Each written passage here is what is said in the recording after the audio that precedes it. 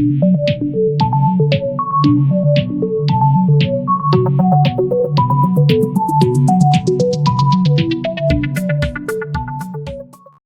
दोस्तों, मैं आपका दोस्त तुलसी अग्रवाल आज फिर एक नया वीडियो लेकर आए हैं। हम लोगों का जो सीरीज चल रहा है स्टैक का, उसी के अंदर में आज हम लोग टू वे स्टैक को किस तरीके से इम्प्लीमेंट कर सकते हैं एरे में, उसको हम आज देखेंगे।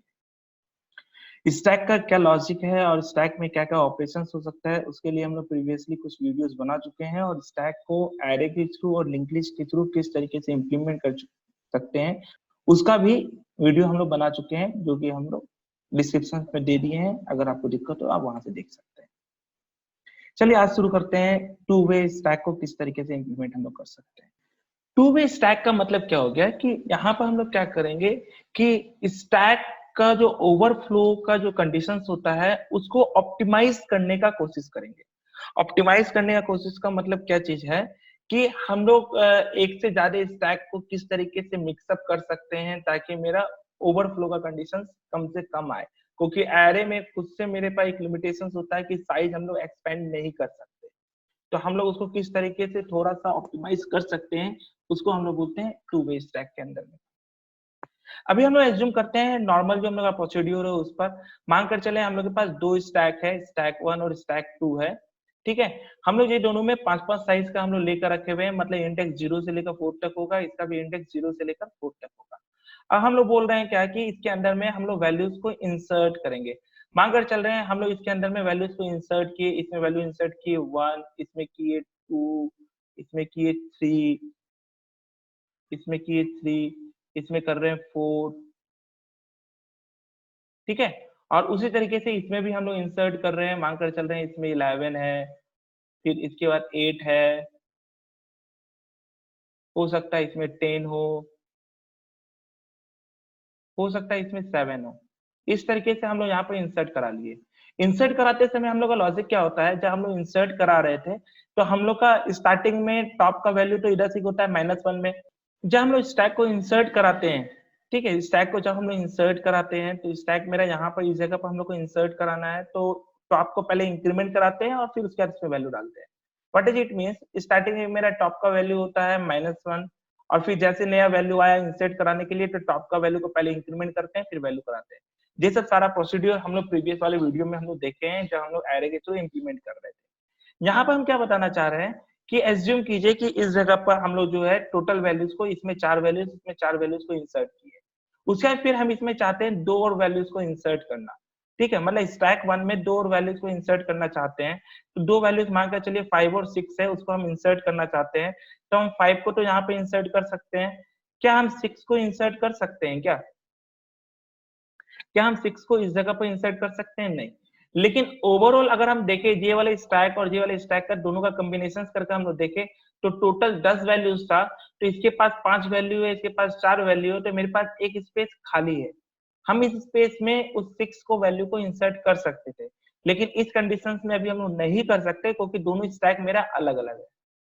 क्लियर है? और दोनों में एकदम फिक्स साइज है, इसका भी 5 साइज का था, इसका भी 5 साइज है, छठा वैल्यू जैसे इसमें डालना चाहेंगे तो जो ओवरफ्लो का कंडीशन बता देगा। इसी चीज को रिजॉल्व करने के लिए हम लोग टू वे स्टैक लेकर आए। टू वे स्टैक के अंदर में क्या होता है कि जैसे कि इसमें 5 वैल्यू स्टोर कर सकते थे, इसमें 5 वैल्यू स्टोर कर सकते थे।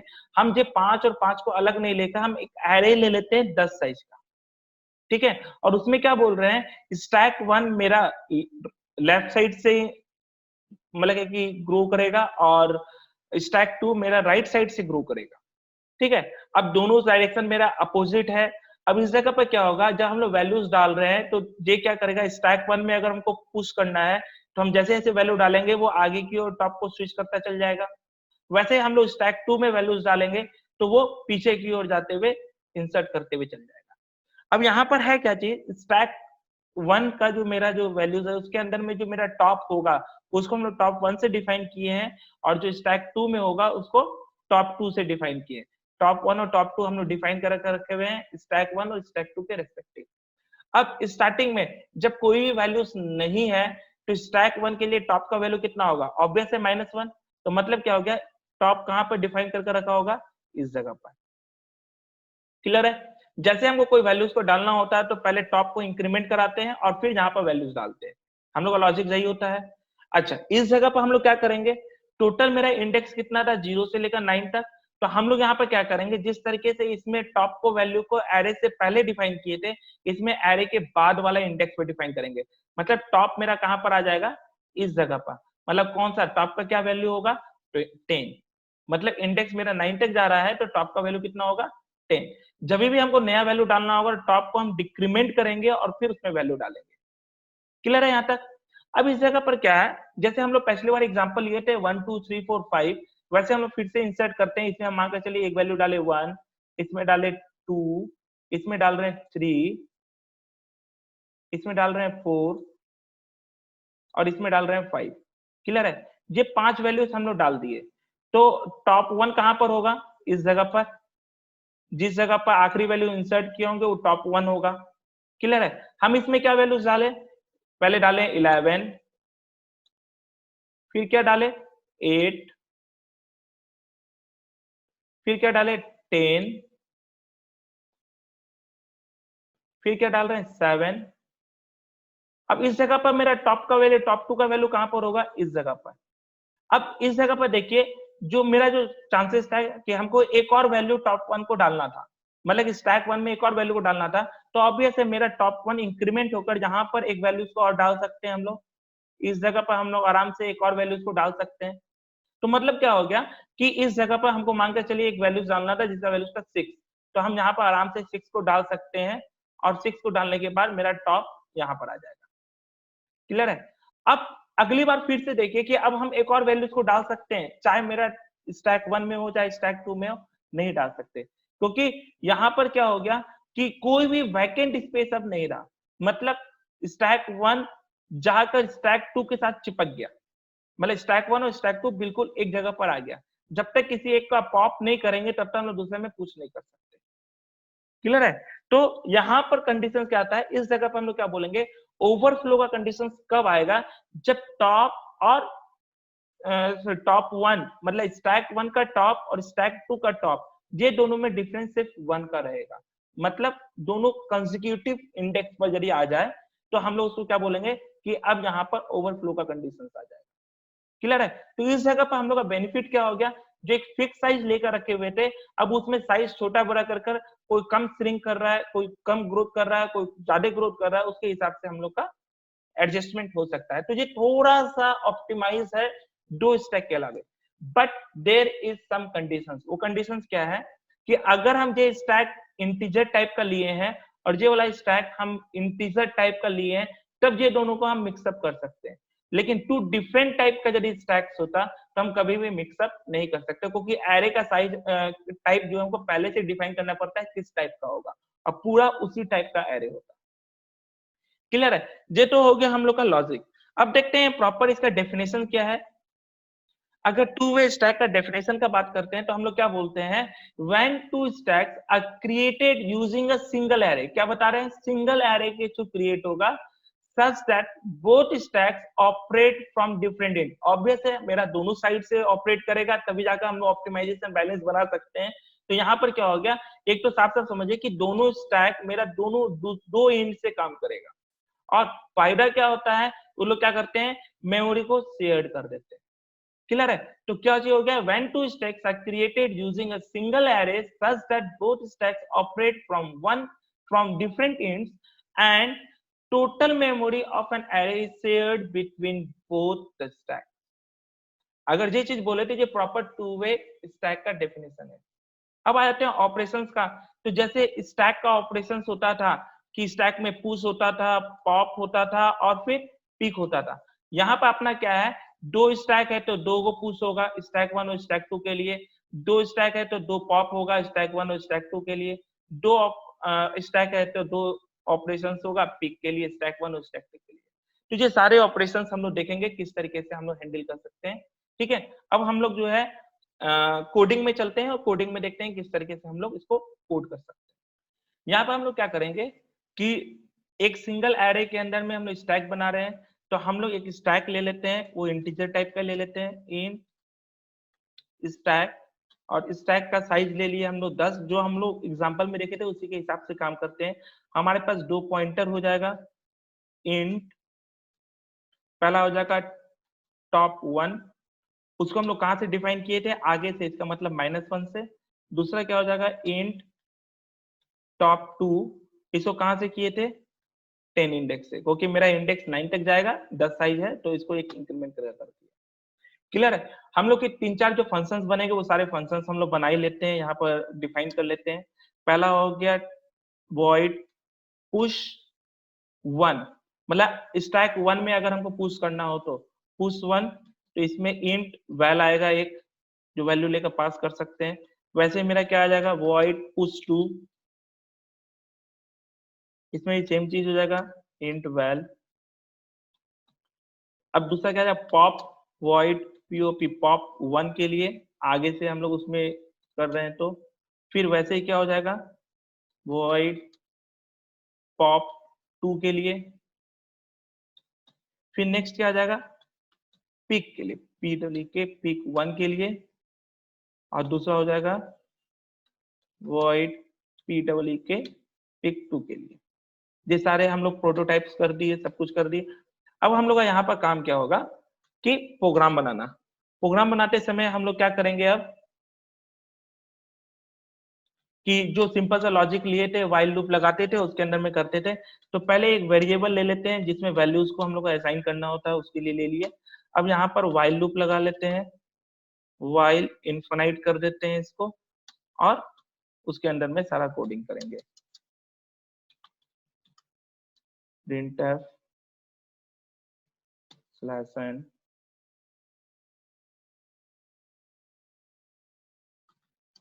press 1 to push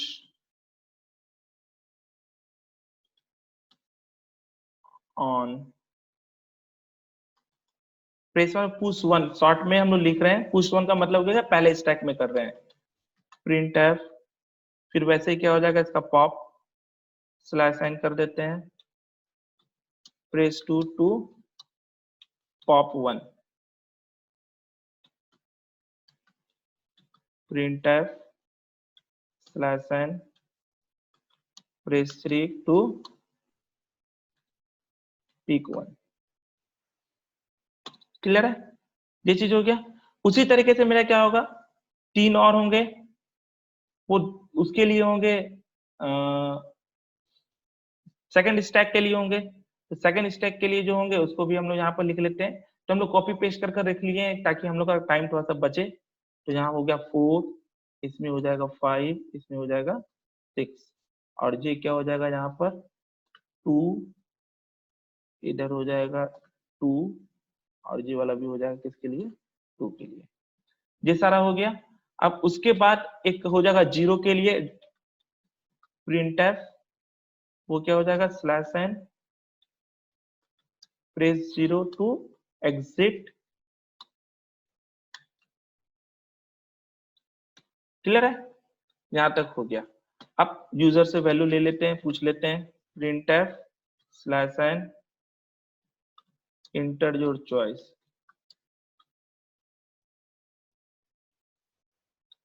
क्लियर है, scanf %d, जो वैल नाम का वेरिएबल लिए थे उसमें हम लोग डाल दिए।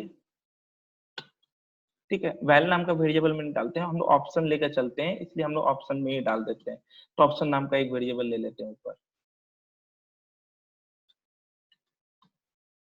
ठीक है, यहां तक हम लोग का काम हो गया। अब इसके बाद क्या होगा, इस ओपीटी पर स्विच केस लगेगा।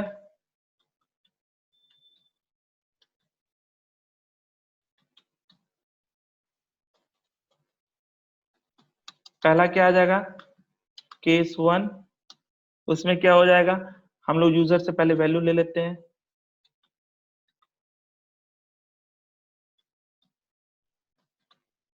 Inter value,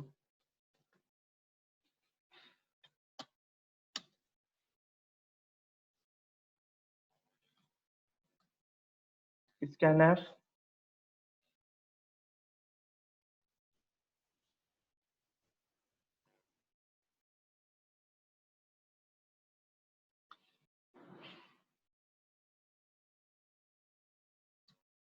ampersand well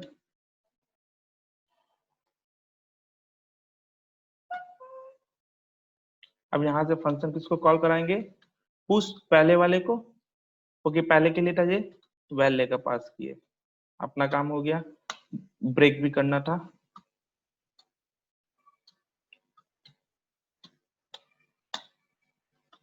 case 2 इसमें हम लोग का क्या हो जाएगा, खाली पॉप वाले फंक्शन को कॉल करा देंगे, पॉप 1 को, और फिर ब्रेक करा देंगे। वैसे केस 3 इसमें क्या हो जाएगा, पीक वाले फंक्शन को कॉल करा देंगे और ब्रेक करा देंगे। क्लियर है? यही 3 फंक्शंस हम लोग के उसके लिए भी कॉलिंग होंगे, तो हम लोग सेम चीज के लिए कॉलिंग करा देते हैं।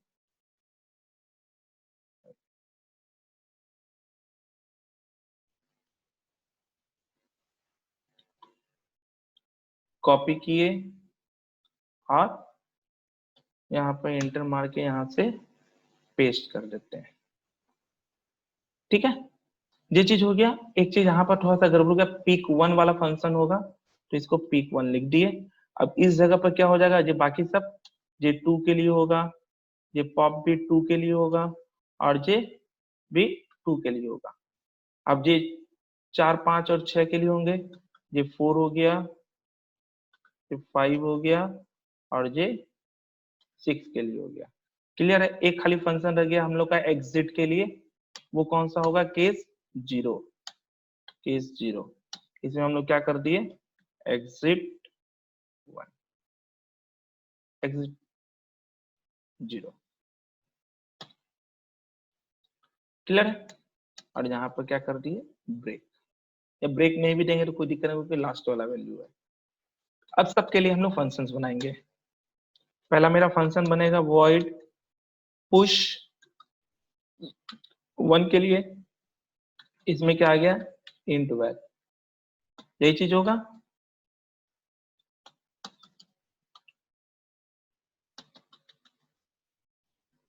चलिए इसके फंक्शंस को हम लोग देखते हैं। यहाँ पर हम लोग का काम क्या होगा, पहले तो कंडीशंस चेक करते हैं कहीं ओवरफ्लो तो नहीं हो जाएगा। ओवरफ्लो का कंडीशंस क्या बताए थे, पुश और पॉप एकदम नियर बाय हो जाएंगे तो हम लोग का ओवरफ्लो कंडीशन आ जाएगा। मतलब इफ अगर हम बोल रहे हैं top 1 plus 1 is equals to top 2 हो जाए, मतलब दोनों आमने सामने में आ गए, तो इसका मतलब क्या हो गया, ओवरफ्लो। तो हम लोग ओवरफ्लो के कंडीशंस में लिख देते हैं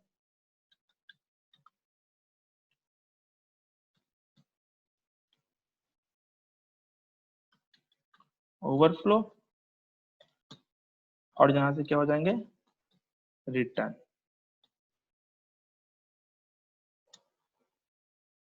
क्लियर है?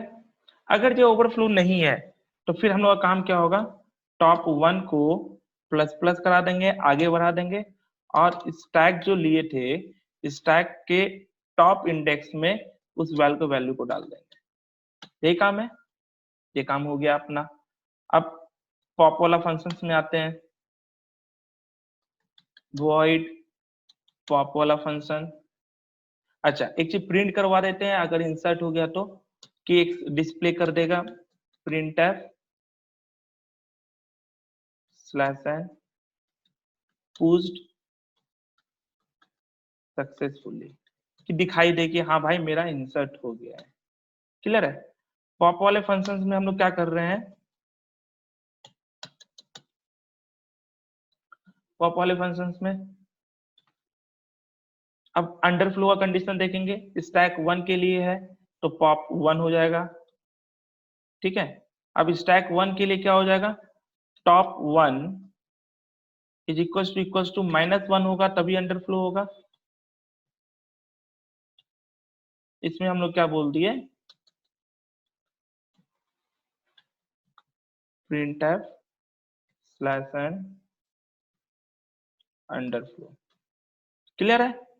ये चीज हो गया, और यहां से क्या होगा, रिटर्न। अगर वो चीज नहीं है तो हम लोग यहाँ पर क्या करेंगे, प्रिंट करा देते हैं, किसको हम लोग पॉप्ड कर रहे हैं,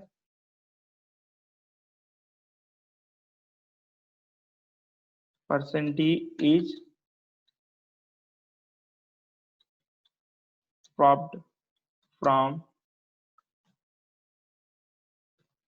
स्टैक 1। क्लियर है? हम लोग स्टैक 1 से पॉप कर रहे हैं, इसको मैसेज करा दिए और टॉप का वैल्यू क्या करेंगे, माइनस माइनस कर देंगे, टॉप 1 माइनस माइनस, हम लोग का काम हो गया। यहाँ पर परसेंट डी में वैल्यू प्रिंट ही नहीं कराए, भूल गए, किसका वैल्यू है जी, कॉमा स्टैक टॉप। ठीक है,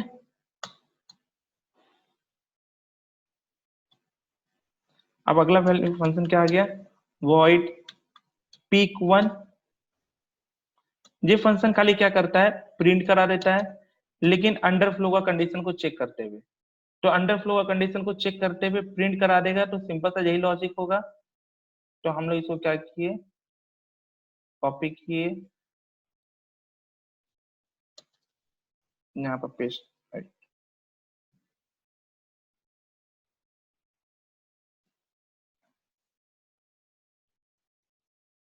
पेस्ट मार दिए।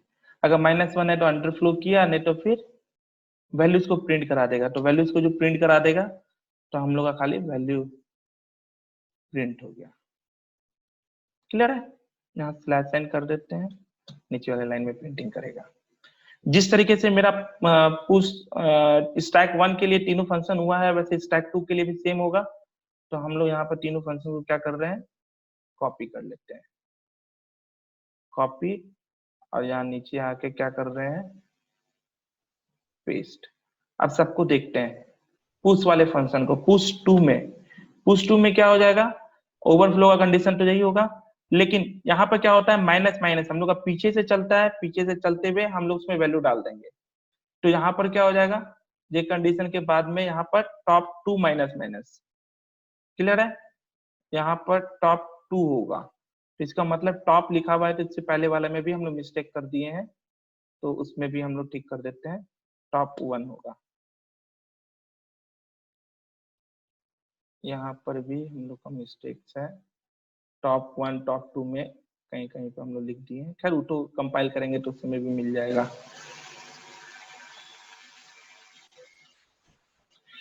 चलिए एक एक करके देखते हैं। यहाँ पर मेरा क्या हो गया, ये ओवरफ्लो कंडीशन हो गया, टॉप 2 को प्रिंट करा लिए। नेक्स्ट मेरा पॉप का कंडीशन में क्या हो जाएगा, अंडरफ्लो का कंडीशन। अंडरफ्लो का कंडीशन मतलब क्या हो गया, टॉप 2 कहां पर होना चाहिए, 10 का वैल्यू। मेरा मिनिमम वैल्यू क्या होगा, इसका पीछे साइड से चल रहा है, तो मेरा क्या होना चाहिए, 10 का वैल्यू। 10 का वैल्यू का मतलब क्या हो गया, यहाँ पर क्या होगा, 10 होगा। क्लियर है? टॉप 2 का वैल्यू। और उसके बाद यहाँ पर क्या कर रहे हैं हम लोग, टॉप 2 का वैल्यू को यहाँ पर प्रिंट करा दिए और टॉप 2 को प्लस प्लस कर देंगे। क्लियर है? और इस जगह पर मेरा पीक में क्या आ जाएगा, बिल्कुल सेम सब कुछ आएगा, ये 2 हो जाएगा, ये वाला फंक्शन का नाम चेंज नहीं हुआ, 2 हो जाएगा।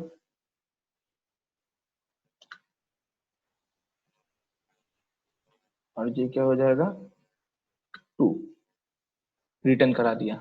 एक बार फिर से हम लोग चारों फंक्शन पांचों फंक्शन को देख लेते हैं, क्योंकि ये कॉपी पेस्ट का चक्कर हो गया है। अगर पहला वैल्यू पुश 1 के लिए कर रहे हैं, अगर ये दोनों है तो ये ठीक है, टॉप 1 को इंक्रीमेंट कराए और टॉप 1 में वैल्यू डाल दिए, यहाँ तक ठीक है। पुश में टॉप 1 का वैल्यू अगर नेगेटिव है तो अंडरफ्लो का कंडीशन कराए, नहीं तो फिर जो पुश कर रहे हैं उसका वैल्यूज को यहाँ डिस्प्ले करा रहे हैं, तो ये 1 हो जाएगा और यहाँ पर डिक्रीमेंट हो जाएगा। नेक्स्ट पिक में 1 का वैल्यू को प्रिंट कंडीशन देके ओवरफ्लो का, और उसका फिर प्रिंट करा दिया, यहाँ तक ठीक है।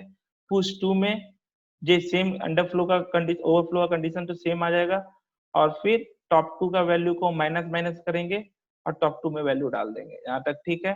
इस जगह पे क्या कर रहे हैं, पॉप में आखिरी वैल्यू मतलब इंडेक्स 10 होगा तो अंडरफ्लो है, नहीं तो फिर टॉप 2 का वैल्यू को प्रिंट कराएंगे जिसको पॉप किए, और उसका भी प्लस प्लस कर देंगे।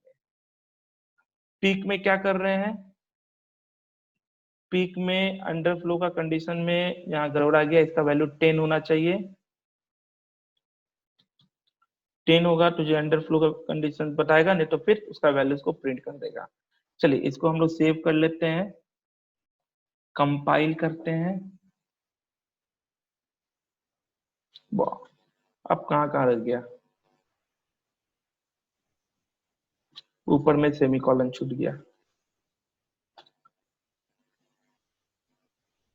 ठीक है, फिर से सेव कर लेते हैं और कंपाइल कर लेते हैं। एक एरर बता रहा है। अच्छा, एग्जिट 0 वाला फंक्शन है, उसके लिए std लीव लगाना होगा, हैश .h। सेव कर लिए और फिर कंपाइल करके देखते हैं, कोई एरर नहीं। रन कराते हैं, प्रेस 1 के लिए पुश किए, वैल्यू डाले 12। इसका चेक करते हैं, 3 से पता लगेगा, 3 डाले तो 12 प्रिंट हो गया। फिर आगे से एक और वैल्यू को पुश करते हैं, 11। चेक करके देखते हैं, 3 में आ रहा है 11, तो हमारा आगे से पुश हो रहा है। आगे से एक वैल्यू को पॉप करके देखते हैं, 2 डाल देते हैं, तो मेरा 11 is pop from the stack 1, जो साफ साफ दिखा रहा है। फिर हम डिस्प्ले करा कर देखते हैं, 11 गायब होगा तो 12 आना चाहिए, 12 आ गया, यहाँ तक ठीक है। अब पीछे से हम लोग पुश करते हैं, 4 नंबर डाले, पुश करने के लिए बोल रहा है, तो वैल्यू डाले 14, इंटर मारे, पिक करके देखते हैं, इसका पिक हो गया 6 में, पिक किए, 14 मेरा डिस्प्ले कर रहा है। फिर एक और वैल्यू को पीछे से इंसर्ट करते हैं, 15, ठीक है, और फिर इसका पिक करके देखते हैं, 15 प्रिंट हो रहा है। फिर अब ये आराम से मेरा पुश और पॉप का हो रहा है। एक बार ओवरफ्लो का कंडीशन देखते हैं, आगे से एक वैल्यू इंसर्टेड है, पीछे से 2 वैल्यू इंसर्टेड है, 3 आगे से, मतलब कि हम 7 वैल्यू और इंसर्ट करेंगे तो मेरा दिखा देगा। तो 1 मांगा, चलिए 1 डाले, फिर 1 2 डाले, 1 3 डाले, 1 4 डाले, 1 5 डाले, 1 6 डाले, ठीक है, 1 7 डाले। यहाँ तक तो मेरा सारा वैल्यू चला गया, मेरे ख्याल से 10 वैल्यू सारे के सारे इंसर्टेड हो गए। फिर 1 डाल के हम वैल्यू डाल रहे हैं 8, तो ये क्या बता दिया, ओवरफ्लो, मतलब टोटल एरे आगे और पीछे दोनों जोड़ कर बता रहा था, पीछे से 2 था और आगे से 7 वैल्यूज गए, तो मेरा तब तक ठीक, आगे से 8 वैल्यू, पीछे से 2 वैल्यू तब तक गए, तब तक तो ठीक थे। उसके बाद फिर क्या दिखा दिया, वो ओवरफ्लो। तो हमारा पूरा प्रोग्राम सही काम कर रहा है, हम लोग 0 मार के यहाँ से बाहर आ गए। इसको सेव का ऑप्शन दिखा रहा है, सेव कर लिए। ये था हमारा 2 वे स्टैक को किस तरीके से इंप्लीमेंट कर सकते हैं एरे, ठीक है। तो अगले वीडियो में फिर हम लोग देखेंगे इनफिक्स, प्रीफिक्स, पोस्टफिक्स को किस तरीके से हम लोग इंप्लीमेंट कर सकते हैं, और क्या है ये चीज स्टैक के अंदर में, किस तरीके से उसको यूज कर सकते हैं, और क्या इसका एल्गोरिथम्स होगा, सब कुछ हम लोग अगले वीडियो में देखेंगे। तब तक के लिए हमको दीजिए इजाजत, नए वीडियो लेकर बहुत जल्दी